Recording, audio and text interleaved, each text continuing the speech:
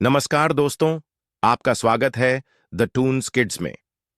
अगर आप हमारे चैनल पर नए हैं तो सब्सक्राइब बटन दबाना न भूलें और नई वीडियो की नोटिफिकेशन पाने के लिए बेल आइकन भी दबाएं। रत्तम्मा नारियल की बंडी धकेलते हुए सारा गांव घूमती है। कोई भी उसके पास नारियल नहीं खरीद रहा। उस गांव के सारी गलियां ऐसे घूमती हैं कि उसके पैर भी थक गए।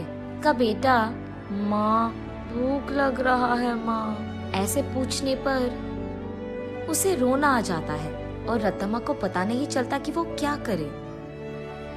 तब वो एक जगह उसकी बंडी रोककर एक नारियल काटकर, आज के लिए खाकर अपना पेट भर लो बेटा, कल अच्छा खाना खिलाऊंगी, ऐसे कहकर अपने बेटे को देखते हुए अपने जीवन को कोसती है।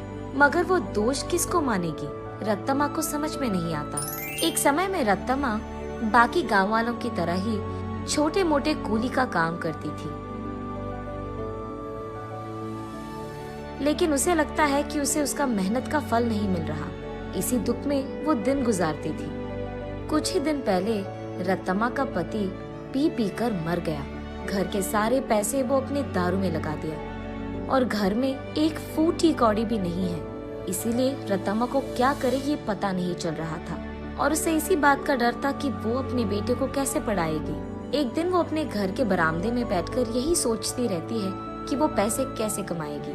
तभी फैसला करती है कि वो एक छोटा सा व्यापार करेगी। इसी सोच में वो जब सर उठाकर ऊपर देखती है, उसके घर के ठीक सामने मौजूद एक नारियल का पेड़ उसे नजर आता है। तब वो फैसला करती है कि वो नारियल बेचेगी। उसके फैसले के अनुसार ही वो अगले दिन उस गांव के जंक्शन के बीच में नारियल का एक छोटा सा बंडी लगाती है। लेकिन तब तक उसी जंक्शन पे दो और ऐसे व्यापारी थे जो नारियल बेच रहे थे। उन दोनों के वजह से रत्तम्मा का व्यापार ठीक से नहीं चलता है। इसी कारण 2-3 दिनों से रत्तम्मा की बंडी से सिर्फ 2 या 3 नारियल ही बिके थे, बाकी सारे वैसे के वैसे ही रह गए। ये देख निराश होकर रत्तम्मा ये फैसला करती है कि अगर वो गांव के सारी गलियां घूमकर बेचने की कोशिश करेगी तो कम से कम कुछ तो बिक जाएंगे। तब जाकर वो ऐसे गलियों में घूमती रही। आंखों में से निकल रहे आंसू को पोंछकर वो बस अपनी किस्मत को कोसकर घर जाने ही लगती है कि बीच रास्ते में उसे एक पाठशाला नजर आती है। उस पाठशाला के बच्चे वहाँ बेच रहे स्नैक्स को देख उस दुकान के चारों ओर घेर कर उनको खरीदने लगते हैं। ये देख रत्तम्मा का बेटा, माँ मुझे भी वो खाना है माँ, ऐसे वो भोला बच्चा पूछता है। ठीक तभी अचानक रत्तम्मा को एक अच्छी योजना सूझती है। तब वो उसके बेटे से ऐसे कहती है, हमारे पास उसको खरीदने के पैसे नहीं है बेटा, लेकिन घर जाते ही मैं तुम्हारे लिए एक बहुत अच्छी मिठाई बनाऊंगी, ठीक है? चलो हम अभी घर चले जाएंगे। घर आते ही बचे नारियल में से कुछ ही को काटकर उनसे कुछ मिठाइयाँ बनाती है और उन मिठाइयों को अगले ही दिन उस पाठशाला के पास बेचने लगती है। उस दिन तक किसी ने भी नारियल से बनाए हुए मिठाई को वहाँ पे नहीं बेचा था, इसीलिए पाठशाला में मौजूद सारे बच्चे एक ही बार में वहाँ आकर सारी मिठाइयाँ खरीद लेते हैं। बस रत्तम्मा की खुशी का कोई सीमा नहीं। घर जाते ही वो नारियलों से दूसरी तरह की मिठाई बनकर अगले ही दिन वहाँ आकर उसे बेचती है।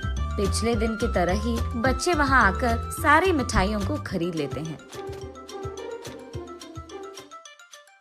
लेकिन कुछ बच्चे ऐसे पूछते हैं, आंटी कल जैसे मिठाई नहीं है क्या? कल लेके आऊंगा बेटा। ये कहकर घर पहुंचते ही अगले दिन के लिए नारियल से ही 2-3 प्रकार की मिठाइयाँ बनाती है। तीसरे दिन भी सारी मिठाइयाँ बिक जाती है। तब वहाँ मौजूद बाकी व्यापारी ये देख रत्तम्मा के पास आकर ऐसे कहते हैं, अम्मा कुछ मिठाइयाँ हमको भी बेचो, वो हमारे दुकान में बेचेंगे हम तुम्हें दुगना पैसे देंगे इनके लिए, ऐसे कहते हैं। ये सुनकर रत्तम्मा इस बार ज्यादा मात्रा में मिठाइयों को बनाकर अगले दिन वहाँ के व्यापारियों को बेचती है दुगने गुना में। बचे सारे पाठशाला के बच्चों को हमेशा की तरह बेचती है। ये देख बच्चे सारे वापस रत्तम्मा के पास ही मिठाइयाँ खरीदते हैं। ये देख बाकी व्यापारी रत्तम्मा से ऐसे कहते हैं, तुम अगर ऐसे ही हमारे बगल में दुकान लगाकर वही मिठाइयाँ कम दाम में बेचोगे तो हमारा धंधा कैसे चलेगा मैम? अगर तुम्हें बेचना है तो हमारे ही दाम पे बेचना होगा। तब रत्तम्मा, लेकिन बच्चे इतने दाम पे कैसे खरीदेंगे? उस सब से हमारा कोई लेना देना नहीं।